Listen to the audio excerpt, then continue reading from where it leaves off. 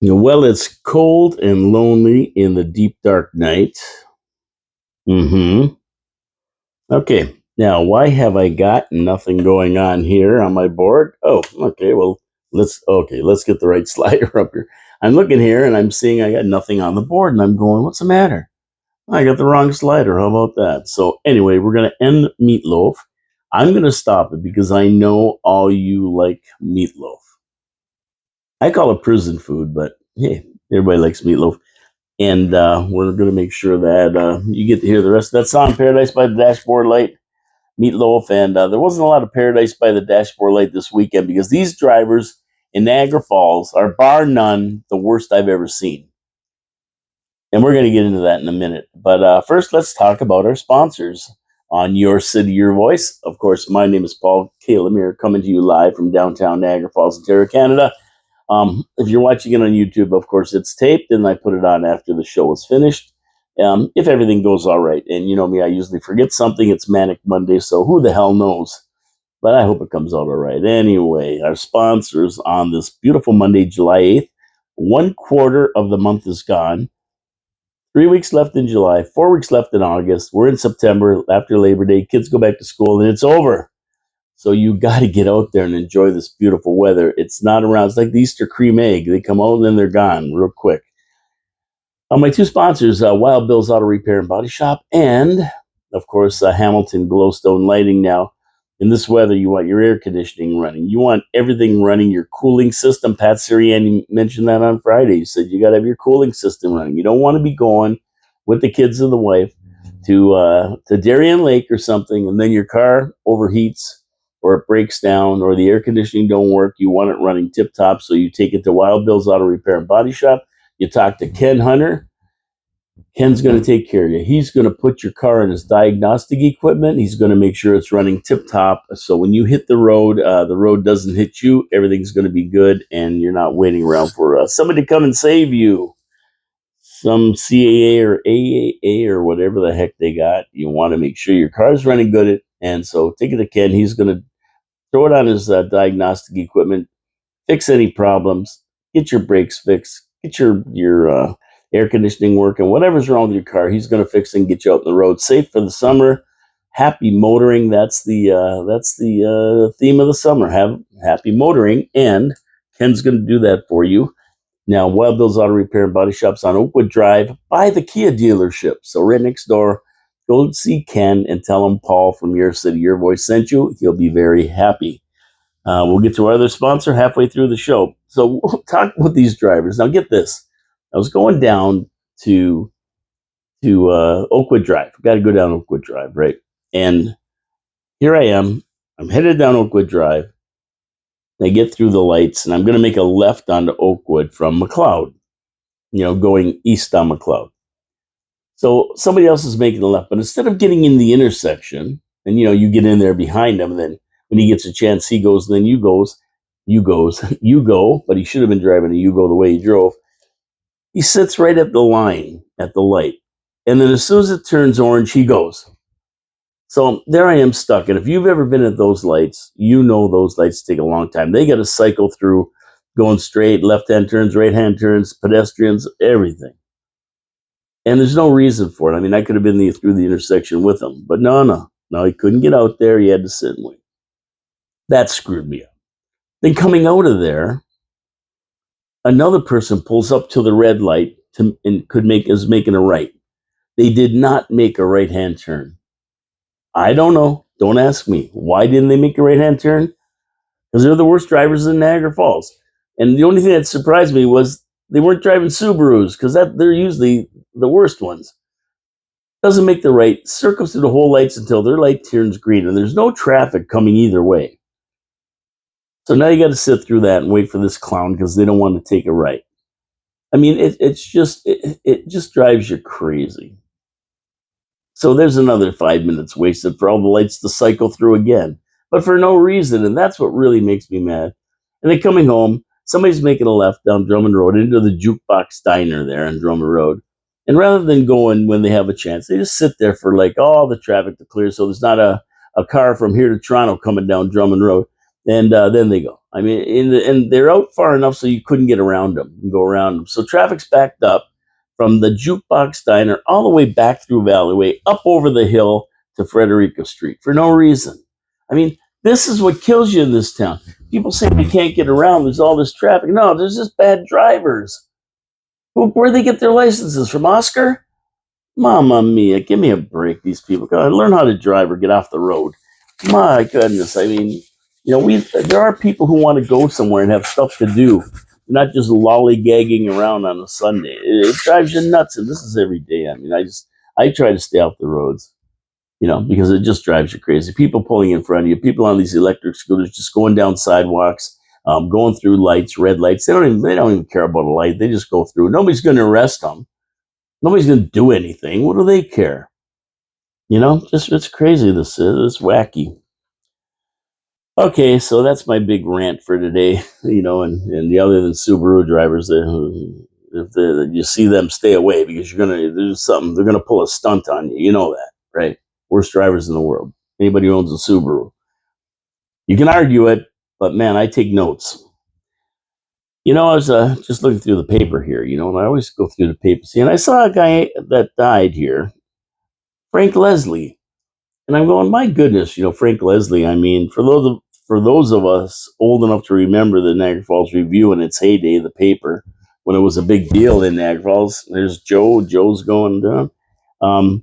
Yeah, this was a little bit sad news. The Leslies published was the end of an era, really, so to speak. The Leslie family started the review in 1904 when F.H. Leslie purchased the review, and his family owned and operated the review for almost 70 years. I mean, this is a big deal. Back in the day, the publisher of the local newspaper was a big shot in town. Pretty powerful person. He had the power of the press to shift the elections, elect people, and unelect people. I mean, these guys were pretty big names in town. The person who ran the newspaper, and you always hear in the States the big names of the newspapers and the media because they control a lot. Back in the day, it was William Randolph Hearst and the Hearst Corporation. The daily editorial was read by all, and the publisher's opinions were respected by everybody. The publisher gave people a perspective on the news, although publishers were supposed to be unbiased. It was always good for a businessman or politician to be friends with the publisher, and the publisher was at all major events and everything else. It was like a big deal to even talk to the publisher. And if you were their friends, that's a good thing. If you're a business, then of course, along with the power to move the readers in one direction or another. There goes Mike Lucid. Got to get him back in here. Comes the liability for getting the story right without bias or slander. It's a real balancing act. It's a real balancing act for these publishers and these newspaper writers. And the Leslie family did that for many years. I never worked there, but I did know a lot of people who did work there, and they seemed happy at the review. Indeed, some moved on to greater heights in the newspaper industry. I never met Frank Leslie, but when I see the local icons and like this fade out of the picture in Niagara Falls, we're losing more and more of these guys from my era. Um, it's like you get nostalgic about the way Niagara Falls used to be, and yeah, you get a real good feeling that the end of an era is coming. The end of our era, anyway, and there's no new era for newspapers. I mean, they went from having the big building on Valleyway and Morrison Street, publishing and printing papers and newspaper delivery boys and all that went with a local newspaper to nothing. Basically, an online presence now, and yeah, you can buy a copy of the review if you want to at the corner store or something, but really, there's no more deliveries like that or anything. So it's the end of an era, and Frank Leslie was one of them, and his grandfather F.H. Leslie was the guy who started it all. So my condolences to the Leslie family, and may Mr. Leslie rest in peace. And I believe his dad was Bruce Leslie, I think, and he ran the paper as well for a lot of years. So yeah, there you go. You're starting to lose all these icons in Niagara Falls, these famous people. I think don't they call the municipal pool, the park next to it, F.H. Leslie Park, named in honor of Frank H. Leslie. So there you go. We have a lot of buildings that are named in honor of a lot of people that did good things in Niagara Falls, and that's one of them. That park. We had a great weekend. The weather was beautiful, and for 2 days, I mean, it was just gorgeous. If you've got a pool, this is the time. This is it. This is what you wait for, and you don't want to miss that for sure. In this kind of really nice weather, and I hope everybody had a great time on the weekend. I know I did. It was just a nice weather weekend for a change. No rain or anything. Although, the guys down in Texas today aren't appreciating this kind of weather. They're getting smashed by a Hurricane Bear. All that barreled, no pun intended, across the Yucatan Peninsula. And now is hitting. I think it's Minagorda, something like that in Texas. It came ashore. So.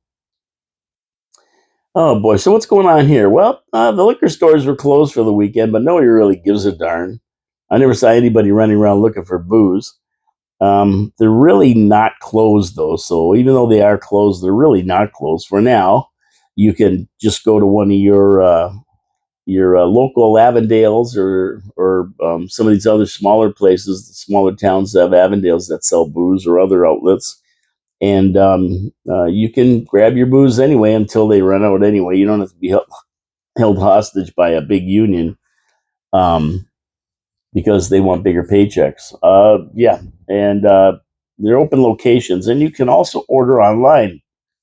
Interestingly enough, you can go online, order your favorite booze, and have it delivered. And I believe if you go in the morning, it's same day delivery. So, what the heck? You need a bottle of Canadian Club, go online, order it up, you got it right to your house. So, yeah, they're working themselves, striking themselves out of a job because beer, wine, and other drinkables are still available, and you can go to local distillers who actually brew whiskey and that kind of thing, like Dillon's out the highway. There was one in Niagara Falls. I'm not sure if they're still open, but you can go to those ones and get it regardless of the strike or not. But the little places that are open around, if you really want to get a bottle of hooch, Chippewa Foodland, and like I say, these places won't be able to reorder once they're out, but they do have some booze in stock. Chippewa Foodland, Jenny, Jesse, Gas, and Wainfleet, Netherby Variety down the end of Netherby Road there by the pizza joint, Shirkston Supermarket. Watch you don't get in a riot if you go there to get something. Avondale Vineland, Avondale Wainfleet, and Avondale Fenwick in Pelham. So if you really need the booze, there you go. Now, if you can, here's the best thing to do, because we're us in Niagara Falls. We we have an advantage on everybody else, right? Because we can just go over the border, over the river, go to a supermarket liquors or one of the Third Street liquors or one of these other liquor stores, and you can buy all the hooch you want and bring it back over. That's all.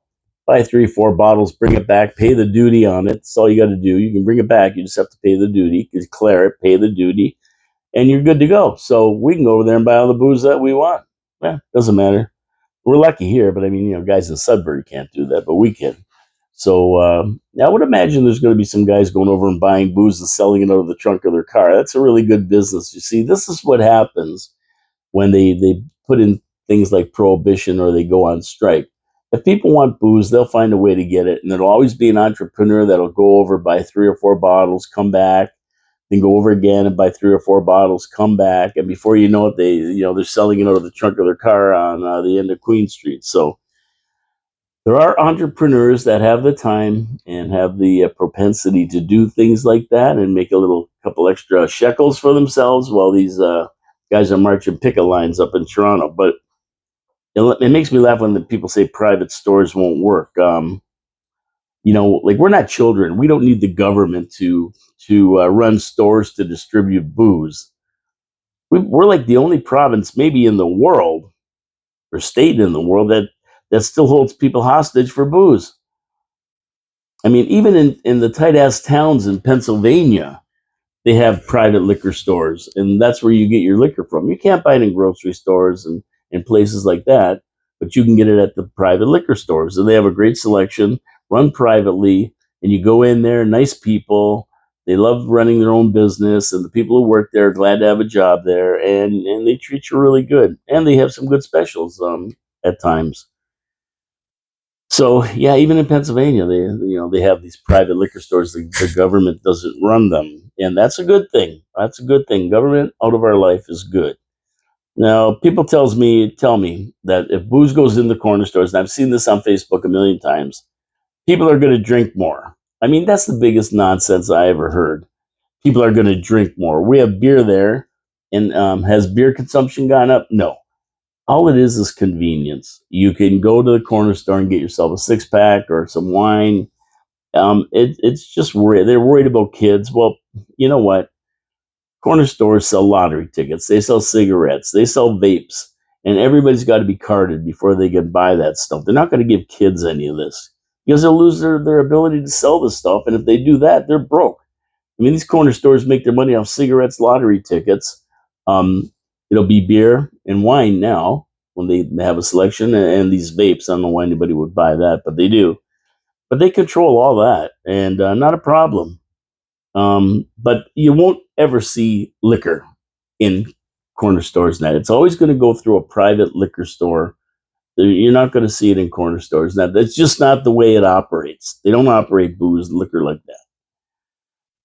So, like I say, if you really don't, if they run out at these little stores and these guys stay off long enough for me, I'd fire them all. You're out, you're fired. I'd do a Trump apprentice, hire people that want to work, get back to work, and not privatize everything. Even the liquor stores, privatize them, sell them off, mortar by mortar, brick by brick, until you have buyers for them that run them privately. They can deal with the major distillers themselves. They can bring in what they want, and they can run them private enterprise. And all these people are going to either work for them or they're going to find other jobs. I mean, they've had a monopoly for 100 years.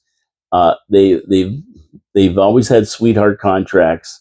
Now they don't see the writing on the wall with the beer stores, and they're still pushing for more and more. Well, great, give them $100 an hour raise. I don't care what they do, and then shut them down. What's good is a raise if you don't have a job?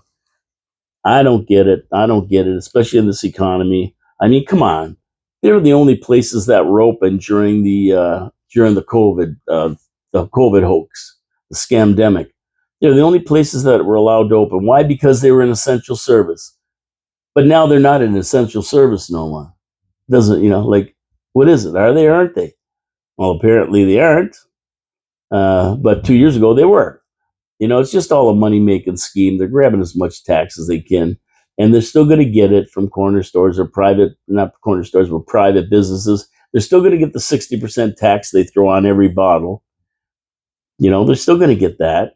They're going to get rid of bricks and mortar, which is going to save them a ton of money. They're going to get rid of these contracts, which cost them a ton of money, and that's the bottom line. So anyway, that's my plan, and otherwise, get back to work. Get back to work. And Ford's going to break this monopoly. This is just giving them more energy to do it, right? So let them go on strike, let them protest, let them walk around signs and everything. Don't cross the picket line and everything else. Blah blah blah. Well, that's fine if you're a union. If you're not a union, don't cross the picket line. Go over the river and buy it. Don't worry about it. And the LCBO, they're remaining defiant. The union says they're ready to stay off the job for as long as it takes. The province should sell their liquor stores to private enterprise and be off the job for as long as it takes, forever. But the union is worried, and rightly so. They know they're not an essential service, even though they all got their paychecks during COVID. They all get a sweetheart deal with that one. They say they're going to be off for 14 days. Then they'll go back on a work to rule. We're opening on weekends or something. They know the writing's on the wall for these guys. They know. Ontario residents are sick of being treated like children. The days of filling out forms, paper bags, and the liquor store monopoly are over. It's over. It's over. It's done. I mean, like, it makes you laugh too. Like, they say these guys control this, control that, do this, do that. But you know what? Over here at the liquor store, when some homeless person goes in and grabs a bottle of hooch and runs out the door, they don't even chase them. They don't even call the cops. It's called leakage, and I want to see them try that with private stores. It's going to be a lot tougher to run out of the stores from private enterprise. These guys have so many rules on them that they can and can't do.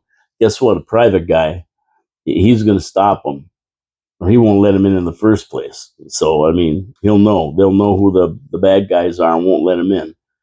These guys, I don't think, can do that, and they're definitely not going to be fighting for their booze because they don't care. It's a write off. It's leakage. We expect to be robbed of $100,000 a year of booze. They don't care. So anyway, things are going to change. They're going to change. We're moving towards a more open and free country here, or at least province. I don't know about the country, but the rest of the provinces already have liquor stores. They don't have these things. LCBO. That's only Ontario who puts these rules in. Like the beer store, owned by private business. The beer store that aren't even Canadian. Oh yeah, just crazy. Anyway, enough of that. We'll see what happens here. Stay tuned for this one. See if they're off for 14 days or they settle and get back to work or whatever. Because people are getting tired of them, and believe me, you get all the people against you for some reason. Yeah, it doesn't work out too good. Strike or no strike, power or no power, booze or no booze. So let's go over to Shirkston for a while, for a minute, because the stories are still flowing about the Shirkston riots there, and they're still resonating in Port Colborne. That bell is still ringing, man. The mayor's handing down some stiff demands. Yeah, that all people be ID'd at the gate and the borders of the complex where kids are getting into the park unchecked are man. They want them shut down. Shirkston's instituting some of its own in-house checks as well that they should have had before, but they never did. But I mean, really, this isn't anything new at Shirkston. I mean, what? A year ago, a kid was stabbed on the basketball courts and had to be taken to intensive care. And just last year, and then he was not only stabbed, he was sprayed with mace and beaten, then left there to die, basically. The situation there is explosive because Shirkston doesn't have enough security to deal with the problems. And the ones that they have, the security there are basically summer students. They come for the summer. There's nobody there in the winter, so they're there for 3 or 4 months. And they're young kids. What are they going to do? They're going to get in a big hassle with a crowd of kids with knives? Sure, come on. Now, the perpetrators of the last stabbing there fled, and they're hard to find because half of them are not even registered as being in the park. And the rules say you have to be over 25 to book. You know how many parents go in there, book a trailer, and then they come in, register, go in, they bring their kids, then they take off for the week. They don't even stay there with them, and all their kids get all their friends in there, and they hop the fences and come in and flop all over the place. I mean, this was going on when I was there, and I was there for 15 years, so I know what I'm talking about. And then criminals and gang members come down from Toronto, and they have weapons. No bags are ever checked. It's a recipe for a disaster there. I mean, they're shooting each other on the streets in Hamilton and St. Catharines and Niagara Falls, for that matter, over drugs and stuff. You think that's not going to go into Shirkston, where these guys have the cash to be able to rent trailers for $2,000 a week or $2,500 a week? Then they bring 30 people down, have a big party. You saw what happened to the house in Vaughan or wherever the heck that was. Then that guy who wasn't even at the party, I don't think, got shot at an Airbnb and down on the Parkway, Fort Erie, where those two girls got murdered. I mean, this happens all the time. They're not left out of this whole mix. It's a party place. It always has been. And this is what you get. This is the element you get in there. And so you saw the ruckus on TV, a bunch of people brawling on the beach, drunk, drugged, and disorderly. The girls that got drugged by the what do you call that? The date rape drug. They got drugged. 6 of them had to go to the hospital. And who knows what else they got in there? But I mean, we don't hear about it all. We only hear about when it gets really bad, or somebody maybe ends up getting murdered off or not murdered, but drowned off the water. Hear about that kind of stuff, but all of a sudden we're hearing about this, and it's getting worse and worse. So it's tough for the police to deal with it because they just don't have the staff to be down there monitoring 30,000 people. It's a small city when they have these big weekends. So I mean, they've caused enough trouble, and the park itself is morally bankrupt. They don't have enough security to deal with it, and they certainly don't have any medical staff on there monitoring everything when you have big crowds. Seriously, you have a heart attack in there, you better be able to survive because it's going to take a while for anybody to get there. First of all, they got to get to the park. Second of all, they got to get in the park. And then third, they got to find out where the heck you are in the park. And believe me, that park's pretty big, and there's a lot of streets in there. And if you know your way around it, it's not bad. So if you don't, you'll never find it. So security would have to lead the emergency people in and take them right to where they're going. They know where it is. So, but yeah, I mean, they don't have the proper staff and they don't have the proper security. I mean, it costs a lot of money. And while the police are in there dealing with 30,000 people in a big riot and everything, well, guess what's happening in Port Colborne? There's no police on the streets, right? They're all there and they're calling from other cities around the area to help out because they can't control it themselves. There's just not that many police in the detachment in Fort Erie or Port Colborne or Waynfleet or any of those places around there. So Shirkson's got to be forced to take care of people. They got to be forced to get their proper security, and you know, the cost. That's not that's too bad. I mean, if I was them, the city of Port Colborne, I would be sending them a bill for $100,000 for all the police and all the everything else that went on there. Without a doubt, they should get a bill. But we'll see. We'll see.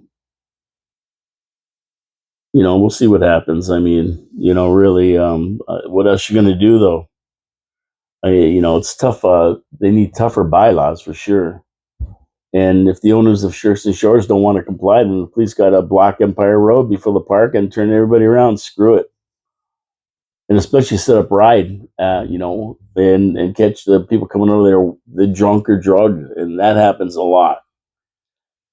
Anyway, we'll see what happens with Shirks and Shores, but they've caused a lot of trouble in the last few days, and I don't think they're going to get out of it that easy. The mayor of Port Colborne seems determined to straighten these guys out, and I hope they do. I hope they do.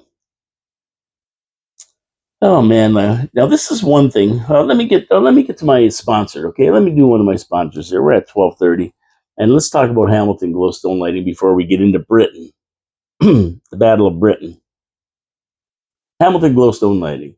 Now you've all been down a street to go visit a friend or something at night, and you see one house that's beautifully lit up, and you go, "Man, where do they get all these beautiful lights? They must have spent a fortune."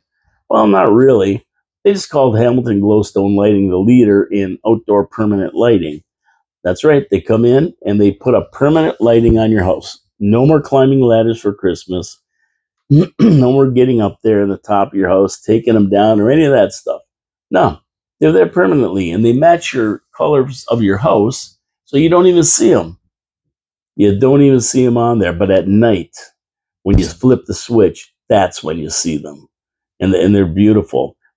They're built in zones, so you can have different colors in different zones. All run off your phone. You pull up your phone, bring up the app, you say what zone you want to change, what color, and away you go. That's it. You want red and green for Christmas? No problemo. You got red and green. You want red and white for Canada Day? You got red and white. You want green for St. Patrick's Day, orange for Halloween, purple for Prince's birthday? It doesn't matter. It's a million different colors. And every light, when they're joined, they're soldered. And the lights themselves are impervious against dust and moisture.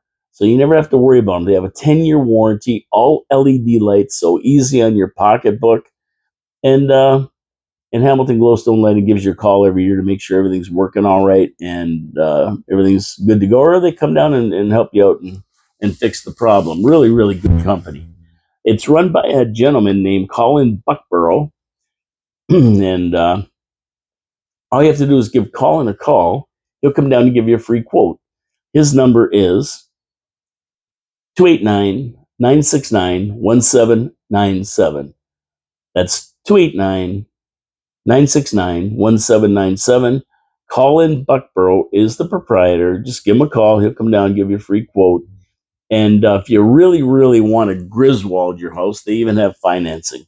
Yeah, so if it gets up to the point where you can't lay down the cash, you can put some down, finance the rest, whatever you want to do. It's open. It's an open financing, so you can pay it off whenever you get the money. It doesn't matter. But yeah, it's a good option for those who would like to have that nice lighting, but maybe don't have the cash at hand to pay for it. That's Hamilton Glowstone Lighting, and you can go online and see the work they do. Glowstonelighting.com. That's GLOWSTONELIGHTING, like it sounds, glowstonelighting.com. And you can see their work. Anyway, tell them Paul from Your City, Your Voice sent you, and get your house all spiffied up. It adds value to your house. Come and see it at night and say, wow, that's beautiful. There you go. Affordable. Okay, so let's go. Britain, there was an election this week, and I don't know if anybody else understands the elections in Britain. There's like 150 different parties. There's the left wing, left moderate, left right, left center, left up, left down, right up, right down, right center, right thing, blah, blah, blah, blah, blah, the left Labour Party, the right Labour Party, the up Labour Party, the down Labour Party, the no Labour Party, the Reform Party, I don't even know, Independent Party, I don't know. So I don't get it. And they change their prime ministers, like Joe Biden changes his depends. Honest to God, they've had 3 prime ministers in like 4 months or something. It's crazy. I think this one here will be the 4th one in less than 2 years. One got to serve as prime minister for like 49 days. What kind of a goofy outfit do they run over there? I thought we were goofy here, and we are. But this is I mean, they said the average lifespan is that of a head of lettuce for these politicians. So, I mean, no wonder they need Mickey Big Ears. He's running the country now. He's the king. As king, because he's got to straighten these guys out. But I thought the Muslims have taken Britain over anyway, and it was now a caliphate. Who knows? Maybe it is. I don't know. I can't figure any of it out. I read it, and I reread it, and I reread it, and now the Labor Party, whatever that is, they won by a landslide, campaigning to be the party of change. I mean, they change parties more than anything. So, a party of change. Now, the experts say there's not much love or passion for this new leader, and even though he won a landslide, but there's not much passion for him. They said it was a vote against the Conservatives, who, I don't know, they're in power for what? Maybe not even a year. I don't know.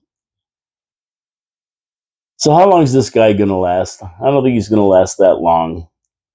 Luckily, it doesn't matter in world affairs. They have their little old gig going in England. Nobody can understand it, nor does the rest of the world pay attention to them. Bring back Boris. At least everybody knew who he was with his funky hairdo there. But yeah, go try to figure it out. If anybody can figure it out, give me a message later on that and tell me about it. So, and now we go from Britain and we go to the Joe Biden sideshow. Now, he had a speech in Wisconsin followed by a tape unedited 22-minute interview by George Stephanopoulos. And I actually said that, I think, right. It turned out to be 22 minutes of Joe Biden telling everybody he's not just fine, and the debate was a one-of-a-kind bad night. He's fine. He's fine. Nothing wrong with the guy. I mean, you can look at him and see there's something wrong with him, something bad wrong with him. But he said, no, he's fine. He's fine. He just had a bad night. Everybody has a bad night. He had a bad night, blaming it on jet lag, blaming it on a cold, blaming it on a lot of stuff. But he says he can beat Trump.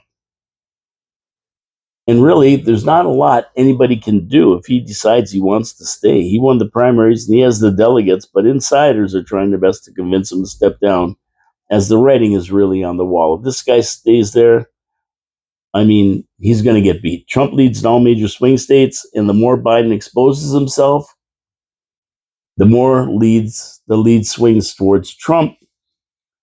And Democratic senators are going to meet to discuss the situation. I think they're meeting today. And not only is Biden losing, his run could affect the whole Democratic Party process, especially in the House and the Senate. They lead in the Senate now. They're just the Republicans have a slim majority in the House, and that could all swing around to a big majority and actually take in the Senate as people who are under him are are really facing the challenge of winning with the president being so infirm. So I mean, if they lose the House or if they lose the Senate, it would knock the dentures right out of Smirnoff Pelosi's head. I mean, they're really worried. These people. Congress returns today, and they're mainly calling for Biden to step down. And get this: Kamala Harris is going to be the candidate. That people are saying that they have no choice. All the delegates, all the money has to have to go to somebody who's already there, which is Harris, the Biden Harris ticket. So she could get the nod. And I mean, are you kidding me? She's a token VP chosen for color and sex, not her ability. I mean, she has no ability. She's done nothing. She's going to have a lot of splaining to do about her stand on Biden, too, because she told everybody on TV, on national TV, that Biden was fine. He's in control. He's got control. There's nothing wrong with him. He had a bad night. Blah, blah, blah. She lied to everybody. And even after the Her report said that they can't charge him, even though he's guilty, they can't charge him because he's no man with a bad memory. After that report, she said he's fine, that the report was wrong, that Biden is strong and controls the room. And it's all lies. And the whole party and the media have been lying to the public for 4 years. This guy isn't fine. He isn't running anything. He can't run anything. He don't even know where he is half the time. So they've been lying to everybody. So that's going to reflect on all the people up for re-election in Congress and the Senate. And she was also supposed to be the border czar, Harris, in charge of the southern border, which is the biggest disaster in the U.S. right now. I mean, if Trump's running on everything, it's the border, it's foreign policy, the economy. That's what Trump's running on, basically, how Biden screwed all that up. And so, like, this is the biggest disaster in the U.S. right now. Her only saving grace is that she's black and she's a black Asian woman. That's why she was chosen. But unfortunately, when you choose by race, color, or sex rather than qualifications, you're stuck with her. So they get rid of Biden, they're stuck with her. I mean, if she was good enough for VP, why was she not good enough for president? You pull her out, and you're going to really alienate your base of black voters and that kind of thing. And you throw in some white person like Gavin Newsom or Whitmer or anybody else that they have sitting there that they think might be able to do it, that's going to be another snub at blacks, which will move them even more over to Trump. The Dems are between a rock and a hard place now. There's no winning this one. I mean, the only option would be another black woman, which is Big Mike Obama. I mean, that's the only option they have, but he says he doesn't want to run. Now, Big Mike says, no, I don't want to run. But you know what? At the end of the day, when Obama says, you know what? If you don't run, we're going to lose this, and it's going to be a nightmare. You know, she may run. Now, get this one. Joe Biden's doctor, the one that declared him fit and able to do the job at 81 years old, that would have no problem being president. He's in great shape. This is what the guy said. Well, he's being investigated for having business dealings with the Biden family. Yeah. I mean, he's got a good reason to keep him in office because he's making money from these guys. So he does want to say he's fit as a fiddle. And when obviously the guy's in serious decline, there's a bit of a conflict of interest. No, so stay tuned to this one as the Democrats run the clock out on their way to the August 7th Democratic National Convention. It's going to be really interesting to see what happens here because, you know, they want Biden gone. Even the biggest Democratic left-wing radicals want him gone. This just isn't working out, and they just really have no one else to put in there against Trump. I don't think any of them are faring well against Trump when you get to the polls. So it's going to be interesting to see what they do with that one. But it's not getting any better for Biden. And I think I said a year ago probably that he wasn't going to make it to the post. He is not going to make it to election day. He will not be the guy running for president. And every day that we creep forward, it looks like that is going to be the correct prediction. And I'm saying Michelle Obama, if they run Harris, they're going to be in big trouble. They're going to be in big trouble. She, no way can she win. She couldn't even make the primaries in Iowa when she ran for president. She didn't even get through December. She's just not liked. She's not liked, and she's done nothing. So, so I can't imagine, but who knows? Stranger things have happened. If you start seeing all these media start backing her, she's making more appearances, and you start see them touting her and everything else, then you know what they're going to do.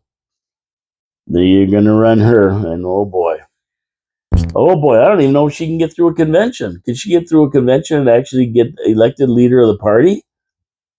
I mean, I don't think the party even likes her. But, she's still got to win that. If she does, she goes through. Somebody's going to run against her for sure. So it's going to be very, very interesting. Now, some interesting stuff over the weekend, too. John Ringo Beam, um, a good buddy, and John keeps a real good eye on city council. And so I think I was talking one day about back when Peter Giblett and I used to do the city council agenda review together. Within the agenda, there was a report called expenditures. And basically, what it was a PDF of all the expenditures for the month. Because it's once a month, the meetings, right? And they would outline all the expenditures. So every check that was written basically to pay for something was on there. So you could look down the list and you'd see people, they're getting rebates on their taxes. Maybe they moved or something like that, or they be getting money or whatever. But down that list, you'd see every dime that's being spent by city council, whether it's on office supplies or trucks or whatever. So I haven't seen that since I've been doing it for the last 2 years. That report kind of disappeared. So John Ringo Beam gave me a link that gets you to it. And it's pretty simple. It's, in niagarafalls.ca. And you go in there and you look for finances, right? And what you do is let's see here. I'll give you the thing. You look for finances. And I think I wrote it down here. Yeah, finance. niagarafalls.ca/finance/cash disbursements. That's what you want to look for. Cash disbursements. And it's under finance at the City of Niagara Falls website. So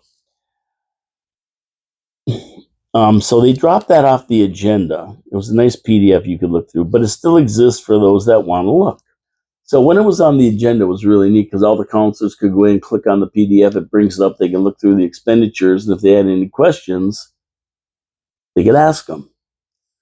But now because it's buried in the niagarafalls.ca website, I got to wonder how many of the counselors actually go in there and open up that page before their meeting, so they can look through the money that the city has spent, and if there's anything that's questionable, they can talk about it. Now, I looked for the one through April. So what I looked through April when John gave me the site was for any expenditures by the city for the eclipse. I want to know what we spent on that eclipse with extra staffing, all hands on board, Johnny on the spots, whatever. I don't care what they spent the money on. I want to know how much they spent, the city spent, taxpayers spent on that eclipse. And so I went in there looking for some answers. And then I found out that, you know what? A lot of the expenses came before. So I would have to go through November, December, January, February, March, April, and maybe even May if there was some expenses that came in a little bit late. Now, the one for April was 32 pages long. So you're looking at going through 250 pages to find it. So I looked most of most of April over, And I couldn't find anything about the eclipse in particular. But as I was looking through it, I found a few other things that I have questions about. And I would imagine if the counselors went through it, they would have questions about it too. But I'm not sure if they go through this. I know they did when they had the city council agenda because it was right in the agenda. So by taking it out, it's questionable whether they're going to do it. So this is interesting stuff here, and I'll give you some examples. I found some interesting entries, but it's hard to figure out exactly what they are because you can't drill down or anything. You just see what's there. That's it. You can't really drill down. So there's one entry on April 29th, Niagara Regional Broadband Services. Now, Niagara Regional Broadband Services is the company we sold to Cogeco in January, I believe the deal went through. Now, they've got an entry on April 29th that says leases and rental services. And the bill that they paid was for $45,106.57. Now, if we sold it in January, why are we paying $45,106.57? And who are we paying it to? I don't know if it's maybe just moving money within the city, like Niagara Regional Broadband. I think they had a contract to rent the offices at the Wayne Thompson Center for $70,000 a month. So now they're gone. We don't have that $70,000 a month coming in. And but so why would they pay out Niagara Regional Broadband $45,000? Well, it could be they're paying back part of the $70,000 because at the end of the day, they didn't have to, they closed it down because Cogeco bought it. So that office is closed. So that contract was done. And maybe part of a March payment or something had to go back. I'm not sure. But like I say, we don't know. And nobody would have known this unless they looked through it, right? So it's a weird thing here. But anyway, I found that. Here's another one. Fallsview Niagara Lodging Company, which is the Fallsview resorts like the Embassy Suites and all them. $5,000. Now, that was in April. What was it for? Just a flat $5,000 payment. So we wrote a check to Fallsview Niagara Lodging Company for $5,000. For what? I'm not sure. Was it something to do with the $2 tax we get from every room? They have to submit. Maybe they did it wrong, and they have to get. See, this is the thing we don't know because you can't drill down and figure out what it's for. And if you didn't look at this thing, you wouldn't even know they wrote a check to the Fallsview Niagara Lodging Company, but they did for $5,000. What was it for? Now there's another one to Thomson Reuters, Canada. So that's a newspaper thing, Thomson Reuters, right? Most likely for advertising, yes, but the check was for $4,134.26, but it doesn't say what it was for. So where's this $4,000 going? Why are they paying that? Was it to advertise for the eclipse? We don't know, see? And this is the big problem. We don't know. And if nobody looks at it beforehand and asks it, then how do you know what it's for? They're just rubber stamping these expenditures, and nobody's looking through it and saying, what's this for? What's that for? Now, there was 32 pages of entries, and I found maybe half a dozen, or that maybe, it's that many. I gave a few examples here. I found a couple that I would question for sure. There's a lot to do with contractors. There's a lot to do with legal stuff. Like, for example, here's one to John L. O'Kane Professional Services. And every one of these I had to look up to find out who the heck they were. John L. O'Kane Professional Services. Now, they're lawyers out of Brantford. They got a check for $60,000 almost. So what lawyer services were they providing for $60,000 that our in-house lawyers couldn't do?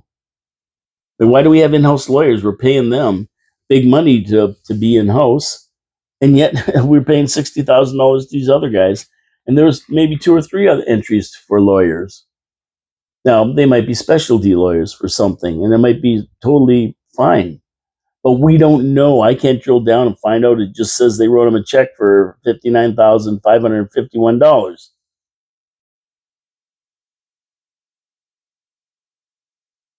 Now, on the 15th of April, they wrote a check to R&B Electrical Solutions for $13,446.91.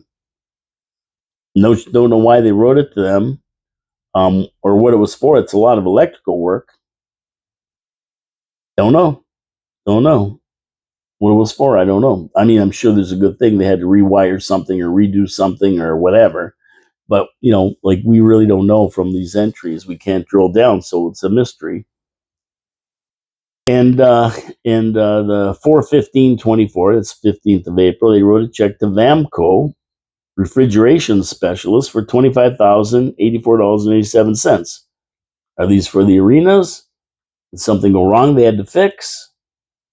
Like, why are things going wrong? What's going wrong? Why do they need these people? And like I say, it could be legit. We don't know, but if you can't drill down and find out what it was for, how do you know? I mean, somebody should question, what was that for? I mean, they don't have to do it at a city council meeting. They can just go up and say to the finance, Tiffany Clark, or the Penguin, and they can just say, there's an entry for 25 grand, Penguin. What was it for? Or you'll have to ask Tiffany Clark. Okay, Tiffany, what was this for? And she'll answer. It doesn't have to come to a city hall meeting. It doesn't have to come to a meeting, council meeting. But if the alderman, I'm still using alderman. I don't know. I just get in that habit. If the councilor is satisfied that it's legit and everything's good, or if they don't, they might want to dig into it deeper. What's going on that we need to spend $25,000? What do we need it for? So anyway, these are just little examples, but here's the granddaddy of them all. This is the one that got me. On April 22nd, we wrote a check, and it says grant, which means they're giving them money, a grant for $75,000 to the Niagara Falls Racket Center, AE or IE, the Ghetto Dome. $75,000. Why is the city giving them a grant of $75,000? They already signed a bad contract with them, and now we're giving them a grant of $75,000. And what struck me was the word grant, because I know we had to spend $350,000 or so on lights and paving that parking lot. So I know that we had to spend that no matter what. That was part of the crappy deal we made with them. But this doesn't say a payment for something like that. It says a grant, which means they don't have to pay it back. And my question remains, why are we giving them $75,000? And I did send a message to Lori, Councilor Coco, and say, why are we giving them $75,000? Can you tell me? I'd like to know. And she didn't know offhand. And like I say, you've got to read through these pages to even know that this entry existed. So at the end of the day, we'll find out. And then when I find out, I'll report back to you. But it wasn't that the payment was made, because it could have been. No, it is that the payment was made. Why are we giving them any money? And when I see grant in front of it, means they don't have to pay it back. That really gets my suspicion going about something going on here. So anyway, they're the big ones. I mean, you can go there and you can look at it yourself, niagarafalls.ca/finance/cash disbursements, and you'll see everything they paid for. I went through it all, and there's a lot of stuff in there. These are the ones that kind of stood out to me, and I'm sure if I really look closer, there'll be more. And I'm going to go through. We're going to do the city council meeting next week, right? It's coming up, I think, on the 16th, next week, in a week. And when we do that, I am going to definitely look at the expenditures for probably May, June, and we'll see if I see anything weird in there, and I'll report back if I do. But anyway, interesting. Thank you, John Ringo Beam, for pointing this out to me. I knew we did this before. I didn't really pay attention that it had disappeared, and now that I found it, I'm happy. And I'm sure John's going to go in there and look at some stuff as well and figure stuff out too. So that's a good thing. We're watching. Don't worry. So, like I was reading the news, and what a weekend! It's a long weekend for the Americans too, right? July 4th. That was on Thursday, Friday, Saturday, Sunday. So we go over to Chicago. 100 people shot and 17 killed over the long weekend. Amazingly, there was not one AR-15 to be found. They're all illegal handguns they're using. And this just is where the problems lie in the United States with guns and shootings. Handguns. Everybody wants to blame the AR-15s, and they call them assault weapons, which they're not. I mean, there's no such thing as an assault weapon, but they love to make them bad. You paint your hammer black and hit somebody over the head, it's an assault hammer. But this goes to show you, like, it's not, if you ban guns, you're not going to solve this problem because these are all illegal handguns and everything else. Banning guns is not going to do anything. It's not the legal gun owners who have caused the problems. And I keep saying this over and over again. It's the Saturday night specials, and even the AR-15s. Everybody will argue with me, but they're like responsible for like 0.0001% of the killings in the United States. Although the press sensationalizes them, and so does the politicians, because they hang their hat on the Second Amendment and they want to ban guns. So anytime you see this, right away, they put it right on the front page. But they don't put this on the front page. I just found it searching around the internet. 100 shots, 17 killed over the long weekend. Believe me, it's illegal handguns. That's the problem in the United States. And you'll never hear politicians talking about that. 17 killed. That's like a mass murder on the weekend, right? Like that. But no, you don't hear them talking about that. And they just want to demonize the assault weapons, which there's no such thing. And they forget about this big problem. They forget about this big problem. And yeah, don't be fooled by these guys. The AR-15s are not the problem. It's the illegal handguns. There's you get into the hands of crooks, and that's it. And then you got Hunter Biden, who shouldn't even have a gun because he had a drug abuse problem and everything else. But he goes and lies on the form and gets one, and that's why he's going to jail. It's a felony to do that. So there's checks and balances for sure. Don't be fooled by all this stuff anyway. But that's a sad story. 100 shot and 17 killed over the long weekend. That's a real sad story right there. Anyway, we are at the witching hour. I am getting out of here. I'm going to go enjoy this nice afternoon. And we will see you tomorrow with Trash Talking Tuesday. Not sure what's up tomorrow as we move to the end of the week, but there's always something to talk about. Always something going on in Niagara Falls, and you're going to hear it on your city, your voice. My name is Paul Kalamir. Have a great day, everybody, and we will see you tomorrow. Don't forget to support our sponsors, Wild Bill's Auto Repair and Body Shop and Hamilton Glowstone Lighting. Take care, everyone. We will see you tomorrow. I am checking out. Ciao, ciao for now.